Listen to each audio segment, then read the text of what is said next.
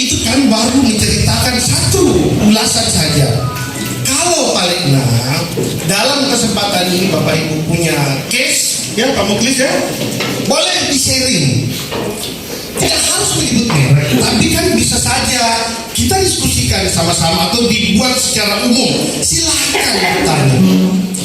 Atau tadi sudah menarik, mensrea itu niat jahat atau suasana batin memang yang sudah diniatkan.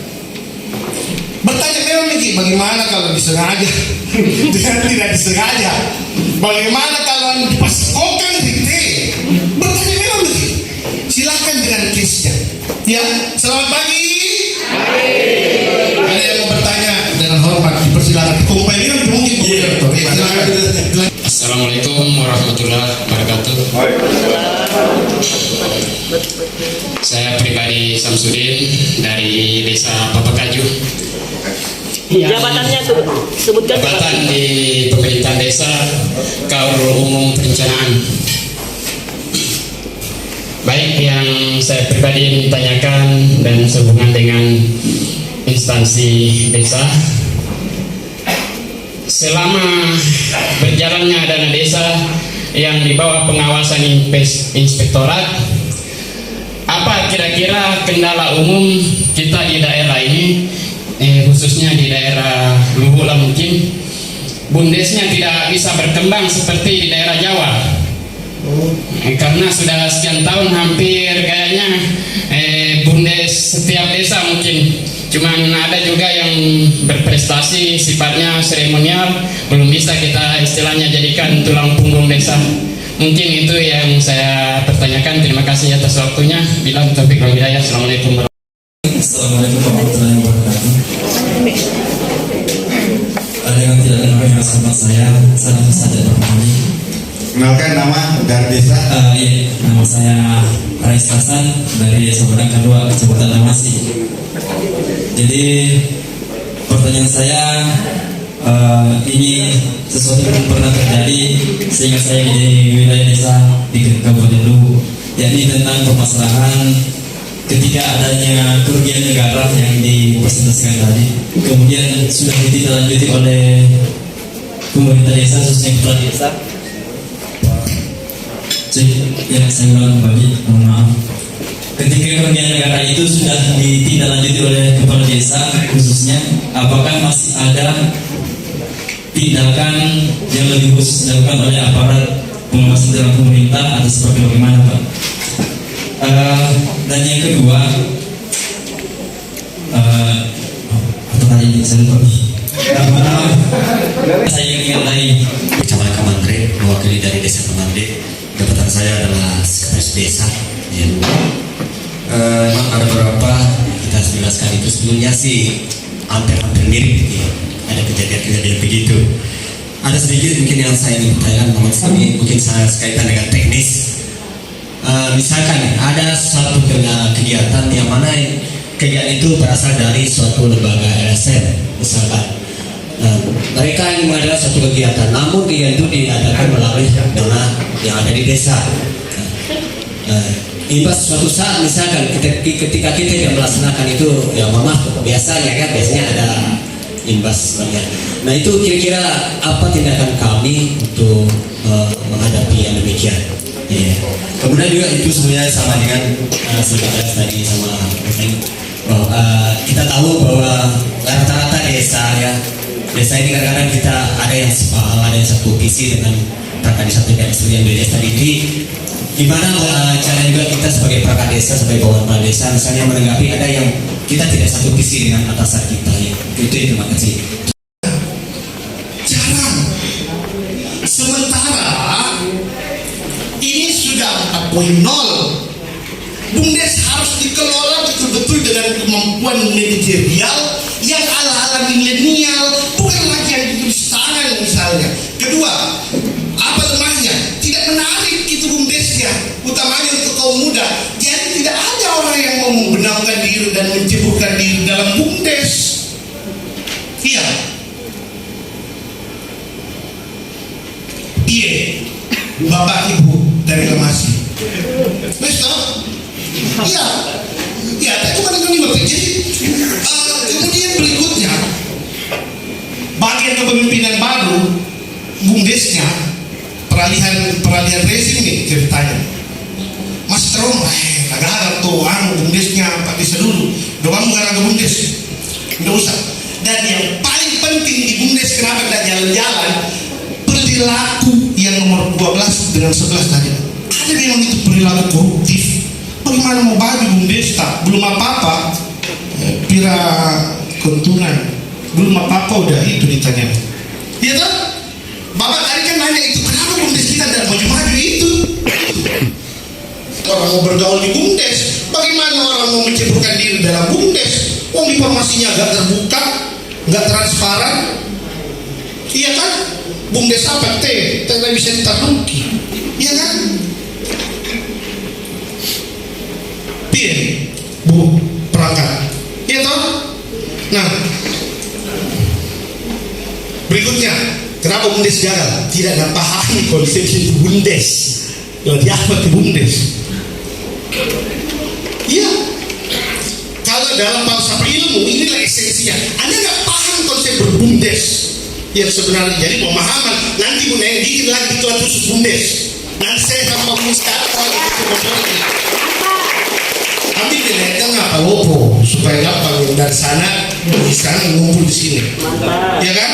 Nah, yang tadi itu apa nih jadinya kalau sudah diperiksa PH terus balik lagi ke inspektorat ngapain begitu ya tadi ya tahu ya kalau PH nya minta reken jolo pira kerugian ya kan hitungkan kerugian apa adanya. Kalau ternyata you memenuhi itu kerugian untuk dikasih naik statusnya naik terus ya kami ikuti sampai pengadilan. Pak Bungnya sudah berapa kali itu dipanggil jadi saksi memberikan keterangan ahli.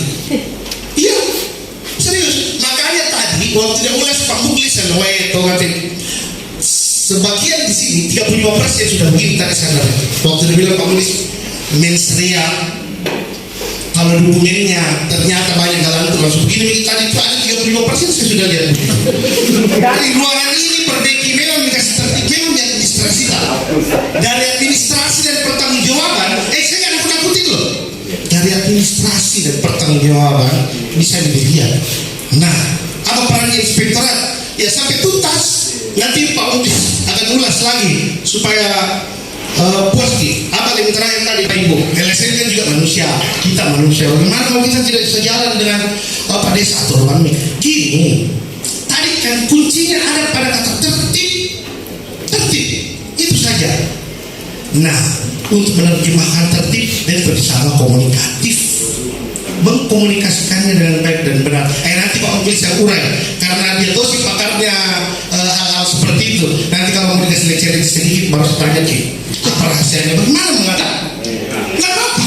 LSM itu dia NGO non-governance organization. Beliau mereka ini justru menjadi corong kita sebenarnya. Tinggal bagaimana berkomunikasi dengan baik. Katakan ada bisa kita bulan paham terserah bagaimana. Saya nggak ajar curang, tapi saya ajar berkomunikasi dengan baik supaya tertib itu. Itu ulasan sekenanya dari saya. Untuk hal teknis utamanya pertanyaan nomor 2 dan 3 tadi Pak Muklis dilanjut. Tadi pertanyaan dari pada kedua, bagaimana kalau kerugian negara ditindaklanjuti dan apakah masih ada tindakan lebih lanjut? Jadi begini,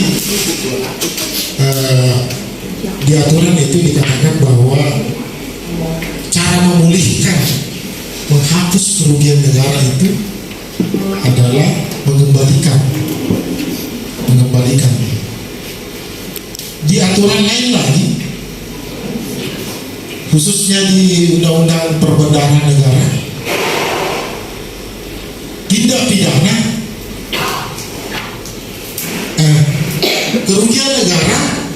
kerugian negara, pengembalian kerugian negara tidak menghapus tindak pidana. Pengembalian kerugian negara tidak menghapus tindak pidana. Tapi tantangan biasa yang terjadi, yang kami alami, kalau auditnya masih misalnya pemeriksaan reguler, masih pemeriksaan khusus, belum masuk ke investigasi atau perhitungan, belum sampai ke APH, masih di inspektor, maka cukup untuk ditindaklanjuti atau dikembalikan, karena ada waktu itu untuk menindaklanjuti temuan 60 hari. Setelah dikembalikan, maka sudah tidak ada lagi itu temuan, dihapus. Dan pihak juga mengerti itu, bahwa ada range waktu yang disiapkan oleh objek yang diperiksa untuk menindaklanjuti temuan, untuk mengembalikan. Cuma kalau APH yang lebih duluan masuk, artinya sudah ada tindak pidananya yang ditemukan oleh APH, sudah ada tindak pidananya yang ditemukan oleh APH, tinggal menghitung berapa kerugiannya oleh inspektorat, maka itu lanjut, tidak bisa lagi karena sudah tindak pidananya. Walaupun dikembalikan tidak mempengaruhi, paling itu kalau misalnya di pengadilan mengurangi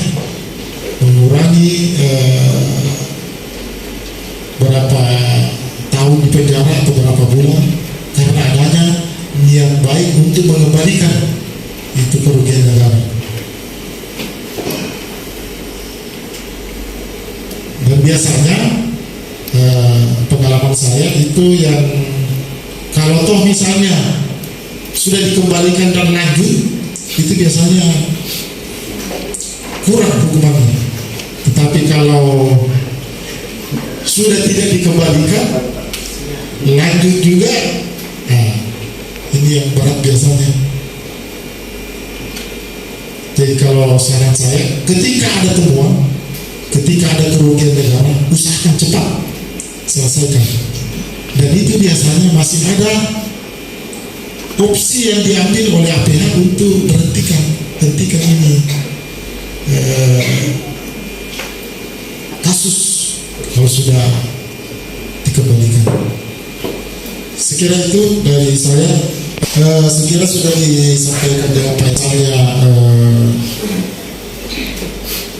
ada pengeluaran belanja keuangan misalnya, usahakan ada anggarannya, usahakan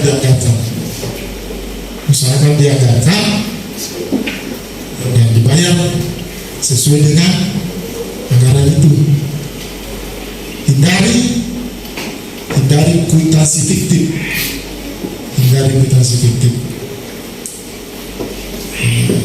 Pak Kades misalnya, Pak Kades maunya seperti ini, aparatnya maunya seperti ini, harus kita tahu aturan juga, kalau itu tidak sesuai ketentuan, ya kenapa harus diikuti?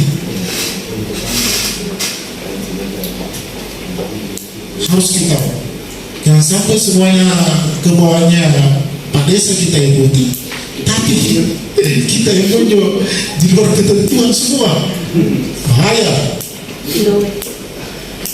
Bisa dikategorikan kerjasama yang baik. Asal saya seperti jadi tanpa mengurangi rasa hormat saja saya. Jadi terkait mengenai PBDS, saya buat sebuah permasalahan di kampus saya. Mau bertanya, bagaimana sekiranya suatu kegiatan itu tidak ada di APBDes, tapi kemudian masyarakat membuat kesepakatan bersama gitu. Contoh kami ada di desa kami waktu itu tidak ada lapangan sepak bola untuk pembahasan lahan, tapi kami dari masyarakat membuat sebuah kesepakatan bersama bahwa apakah anggaran dana desa itu bisa digunakan untuk pembahasan lahan, tapi tidak ada posisi APBDes, itu masalahnya. Terima kasih. maksud saya Pak. Pertanyaan saya begini Pak, masalah markup ini. Kalau desa itu belanja ke Bumdes, walaupun agak sedikit lebih mahal, apakah masih bisa dikatakan markup? Sementara yang pertama kita ingin mesejahterakan Bumdes dan SHU itu kan sebagian akan menjadi salah satu PAD desa. Nah itu pertanyaan saya Pak. Ya, terima kasih. Tidak ada di APBDes masyarakat bahwa melaksanakan kegiatan yang tidak ada di APBDes. Ketentuannya, karena kami dari APB ini jadi selalu ke ketentuannya adalah dilarang melaksanakan kegiatan yang tidak tersedia anggarannya. Kalau tidak ada di APBDes, mau pakai uang apa? Nah, APBDes harus semua uang di situ. Kan tidak bisa. Kecuali kalau dilakukan perubahan APBDes. Kecuali kalau dilakukan perubahan APBDes. Jadi lakukan dulu perubahan APBDes. Ini nanti kalau misalnya dipaksakan dilakukan, tidak ada di APBDes, itu nanti yang kocak-kacir bikin pertanggungjawabannya. Dilapor ke APH, dilapor ke inspektorat, baru dilapor, baru bikin lagi bertanggung jawabannya, baru dirubah itu APBDes. Di situ semua muncul masalah biasanya. Jadi lakukan dulu perubahan. Kalau masyarakat menginginkan ya apa salahnya kita lakukan dulu perubahan, baru dilaksanakan supaya tertib. Ini kan bintang ini untuk tertib saja, untuk tertib pengelolaan keuangan, tertib. Jadi itu kemudian markup karena di Bumdes lebih mahal harganya. Jadi begini, markup itu pengertiannya itu markup menggelembungkan harga, bukan membeli barang mahal, beda. Membeli barang mahal beda dengan markup. Markup harganya 20.000, dibikin di kuitansi 40.000, markup 20.000, itu namanya markup. Tapi kalau beli di Bumdes 30.000, di kuitansinya juga 30.000, nggak ada masalah. Memang sudah seperti itu, faktanya memang begitu. Di mana markupnya? Tapi kalau dibeli di Bumdes harganya 30.000, bikin kuitansi 40.000, markup 10.000, itu dibilang markup. Nah, bagaimana kalau misalnya lebih mahal di Bumdes daripada di toko lain? Jadi markupnya itu sudah kita bebas. Nah, ada yang kita belanja di Bumdes, markupnya sudah bebas. Nah, cuma ada namanya pengelolaan keuangan itu lebih efektif, efisien, ekonomis. Kalau misalnya di Bumdesnya dekat-dekat dengan desa daripada keluar lebih jauh, lebih baik di Bumdes. Keuntungannya juga bisa masuk ke desa. Cuma ya itu tadi, mungkin karena kurang ekonomis, padahal jarak antara toko lain mengelola Bumdes. Mantap. Kenapa? Tadi Pak Mulis sudah ulas. Tidak ada markupnya. Markup itu kan penggelembungan. Dibeli blok not harga 15.000 per blok not, ditulis 35.000, bangsat sekali itu markupnya. Tetapi kalau ternyata di Bumdes, ya awalnya pertanyaan tadi itu begini, mana maksudnya di Bumdes, ada kan harga eceran tertinggi bos, itu Bumdes kira-kira juga kalau kasih harga, ya kan? Tapi kalau misalnya tinggi, tadi Pak Bumdes jelaskan harus ekonomis dan sebagainya. Gampang itu, cocok sekali kalau Bumdes. Ya Bumdes kita kan yang paling dekat dengan kita, dan lain juga masuk di kita. Cuma ya, Bumdes juga pasang harga yang bangsa juga begitu lihat eceran giginya. Nah, barulah kita mulai ada itu milenial tadi ya Bapak yang BUMDes tadi. Saya melebar sedikit. Itu penyakitnya BUMDes kita karena tidak kreatif. Nah, cara berpikirnya tadi daripada kita jauh nanti di BUMDes walaupun mahal sedikit, tapi kan tidak ada markupnya. Nggak ada. Enggak. Yang bangsa itu kalau yang beli di BUMDes 20.000 terus kita sini tentang kok masuk di kita gini tulis 20.000. Wah itu kurang ajar itu. Tapi kalau belum di toko lain 15.000, BUMDes 17.500, ya kan? Dan daripada habis lagi naik premium, naik pertalite, sampai jatuh-jatuhnya kembali ke sini bodoh 16.900, lebih di BUMDes kan begitu maksud tak tahu kita makan. Justru orang-orang seperti ini yang harus kita berdayakan. Di mana di sana? Mari nanti saya sampai saya. Ya betul kan ada kesepakatan bersama. Oh nggak bisa bos. Tadi auditor media sudah bilang tidak bisa titik. Kita pelatihan ini supaya tertib. Nah, yang tadi dibilang kesepakatan masyarakat boleh saja kalau sepakat untuk ubah APBDes itu dijadikan oh ya kita akan ubah karena setelah perubahan APBDes karena usulan dari masyarakat yang sama-sama bermufakat maka kita akan adakan kegiatan bla bla bla bla setelah perubahannya itu APBDes itu dia kasih mengalami sakit nanti pertanggungjawaban menteri aku mulai pertanggungjawaban macam-macam nih muncul pintu markup kurang 100 dibaikan di bawahnya cukup blok neraca oh makin rapi neraca atau makin saya periksa iya